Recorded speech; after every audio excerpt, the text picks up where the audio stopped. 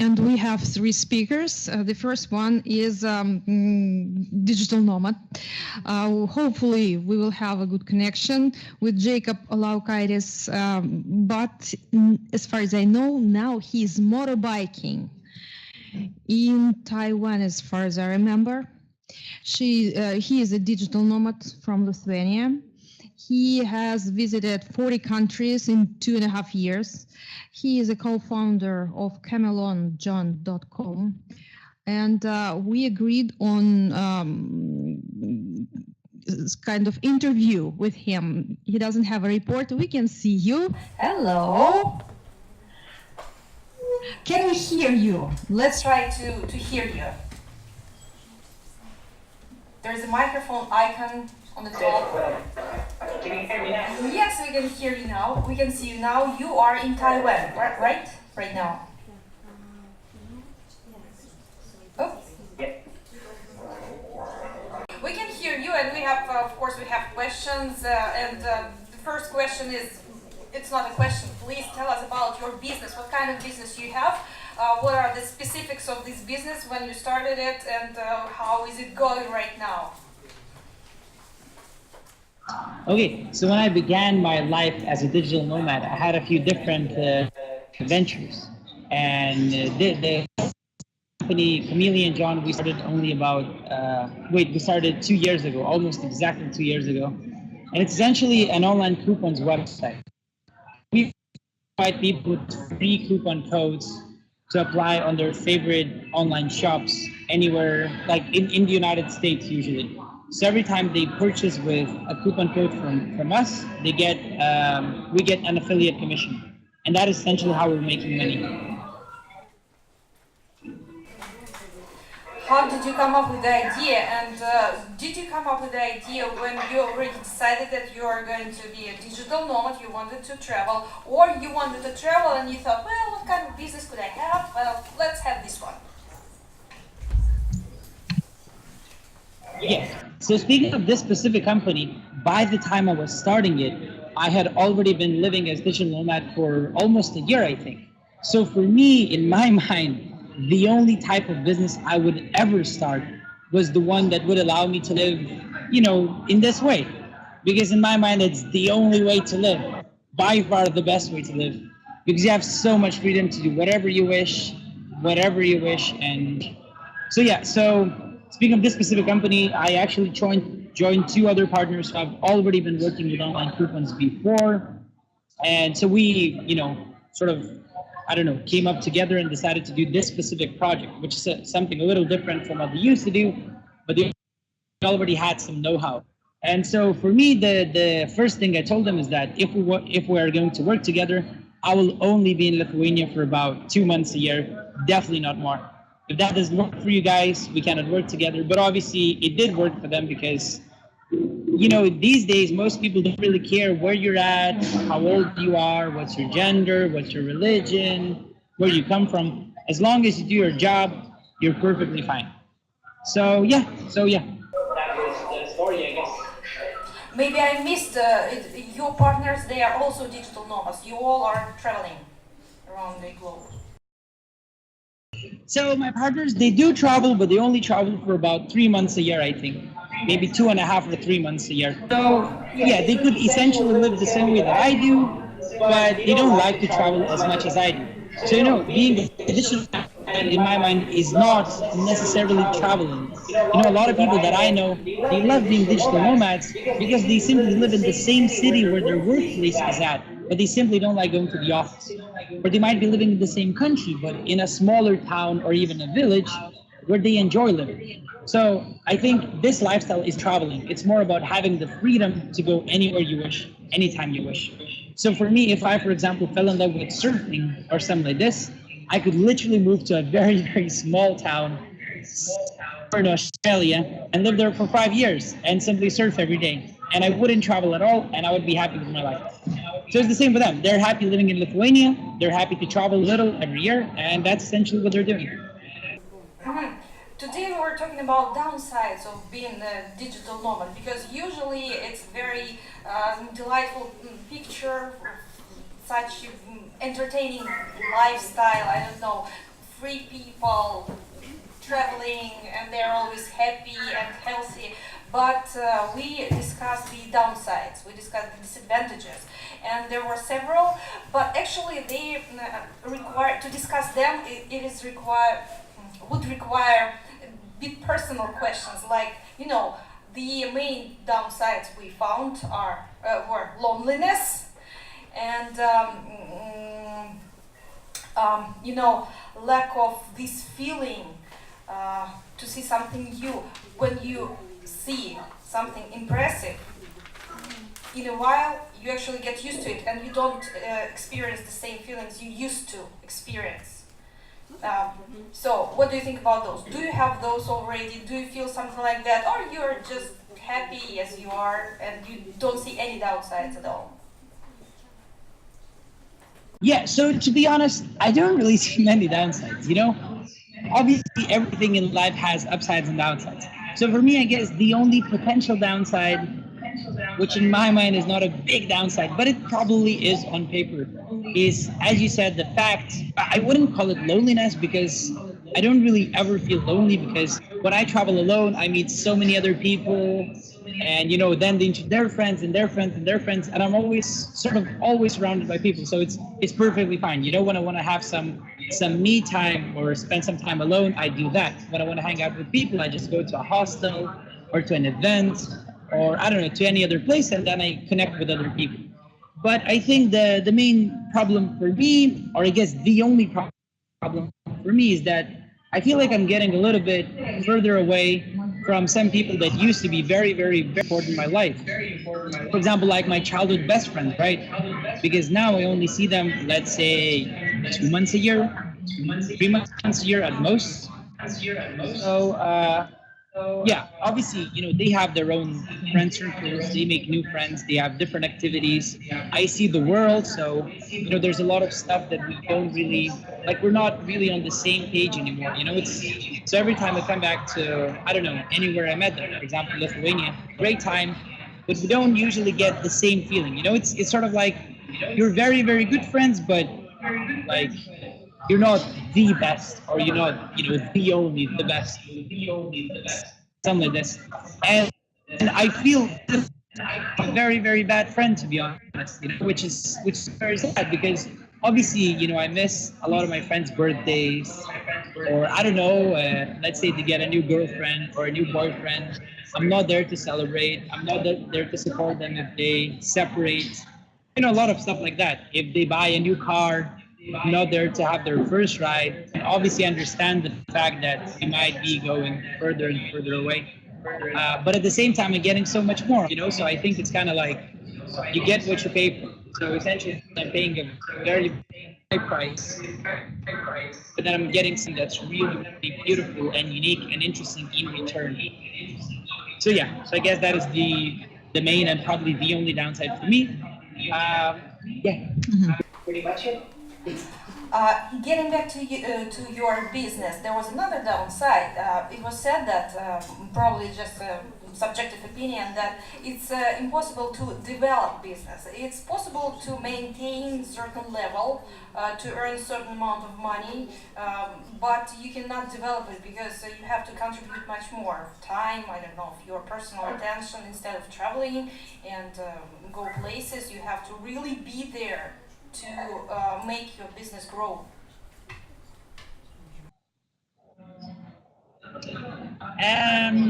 I guess it really depends.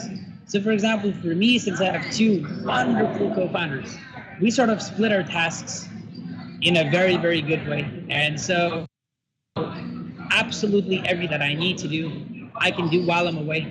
And obviously, if there's something that's, that requires a lot of attention and a lot of energy and a lot of my time, I can always go to, any country. I can go to the Philippines or to Thailand or to Malaysia and just take 1 or 2 months off from traveling. And I can go to, a co-working space every single day, 8 hours or whatever. That gets fixed.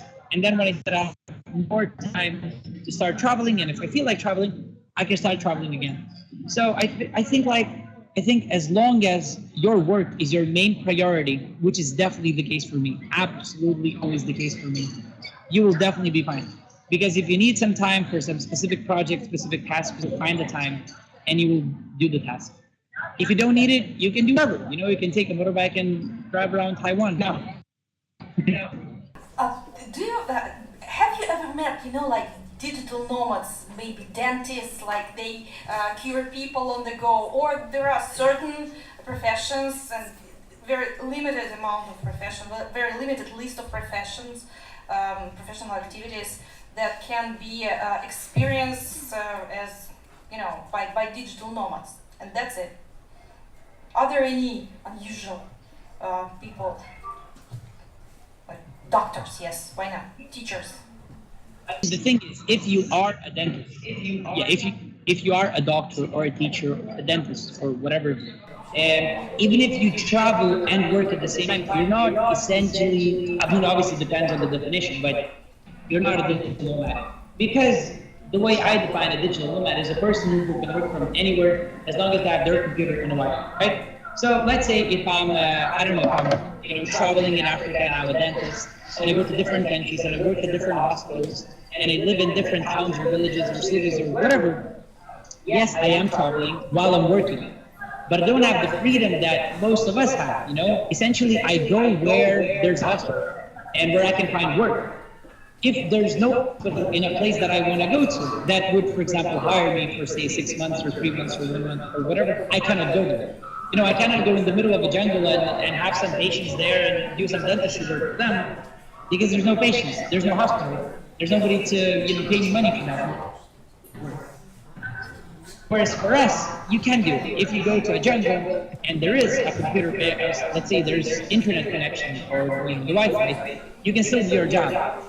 So yeah, I think there are many different professions that can do this with us, but you must have to be able to work on something that doesn't work with quite a few professions. Say, if I want to be a waitress, or I want to run my own shop, or I want to have a petrol station, or I don't know, anything.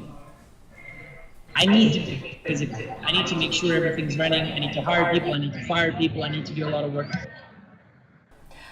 We have a question from our student.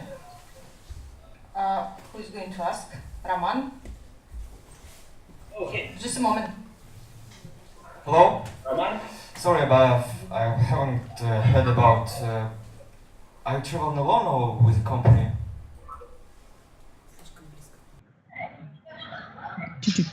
Oh, so I always travel alone. So now recently I started doing some trips with my friends. Like, for example, now that I'm in Taiwan, I'm with a friend of mine and we're driving all around.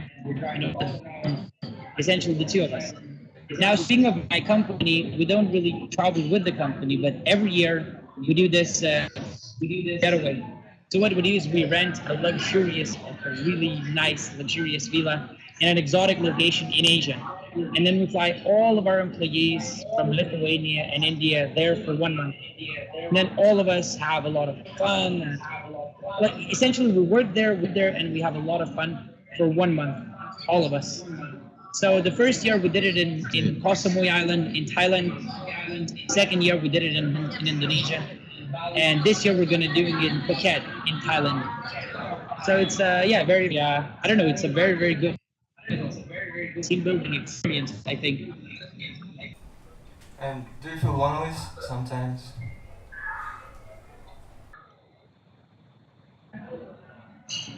No. As I already mentioned, I don't really feel lonely. I don't really supposed to be. So is this practice worth it? Yes? To travel around the world, but sometimes by your own. Is it worth it? I don't think I understood the question. Is it worth it? Is it worth it? But as far as I understand, yes, it's worth it. You look so happy, and you are obviously having fun right now. Like you're sitting there in Taiwan and talking to a Siberian university, with professors here.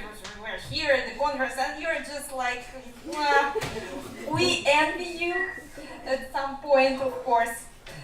So, what is the place with the best infrastructure from your experience? You have visited 40 countries in almost 2 years. Where's the best infrastructure for you as a digital nomad? Oh, it really, really, really depends. Really depends. I mean, the thing, speaking about infrastructure, as I said, if you want to do this job, you only need some Wi-Fi, and finding a Wi-Fi that's good enough, most work like, you know, I don't know, sending emails or having Skype conversations or stuff, you can find it almost anywhere, like in many, many different venues. And then, if you want to settle down somewhere or if you want to travel somewhere, you sort of choose it. I don't know, depends on what you like, depends on the weather you like, depends on the people you like, depends on the culture you like, the activities you like, and everything else.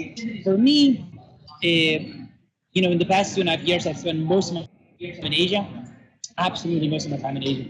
And for me, my three favorite countries here are Indonesia, Taiwan, and Japan. And all of them had pretty good infrastructure for me, and I love to spend some time living there. And I love the culture, I love the people, the surroundings. It's just amazing. So I've been to Indonesia 4 times. This is my second time in Taiwan, and I've been to Japan for 3 months. So yeah, I've spent quite a lot of time in all of those countries. I just love it. Any plans to come to Russia? Have you ever had this idea to come to Russia as a digital nomad to experience the life here, the infrastructure here, as an extreme type of infrastructure? Oops. That was a bad question. Censorship. The lump to go for it. I don't know. No, so to be very honest, I don't think I would like to live in Russia, at least now, as in spend, I don't know, half a year or so, because the weather is, in the European part, the weather is kind of cold. And then I don't really have a lot of information about Syria. I guess it's kind of cold as well in most of the places. But what I really, really, really want to do in Russia, very, very soon, I want to take the Trans-Siberian Railway, essentially from Moscow all across Siberia. And then I would like to end up in Mongolia. So maybe I would love to spend, I don't know, about a month in, say, traveling, in Russia. I don't want to end up in Mongolia, where I want to take a horse and then spend 1 month riding my horse all around Mongolia. So that is what I want to do with Russia sometime soon. And I would love to practice my Russian. But yeah, I mean, it's at a level where I can easily travel alone. So it's fine. We wish you the best of luck with that. Please come to Russia, and if you have some time and you have the opportunity, come here. We have a lot of beautiful girls here, and and who knows? Thank you very much. Yes, you spent a lot of time trying to connect with us. Thank you for that. We can say wasting your time probably, but I hope it was worth it. It was an experience. No, it was definitely worth it. Yes. Thank you very much, and yes, thank you very much, and have a nice rest of the day. And yes, the video is going to be on our YouTube channel, and you can go there. I will write to you the link. We'll send it to you. Thank you. Bye. Okay, thank you very much. And your English is perfect. Thank you so much. Thank you.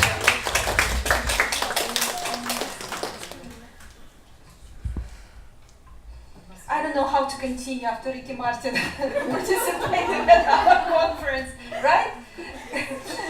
I was thinking who he reminded me of. Ricky Martin.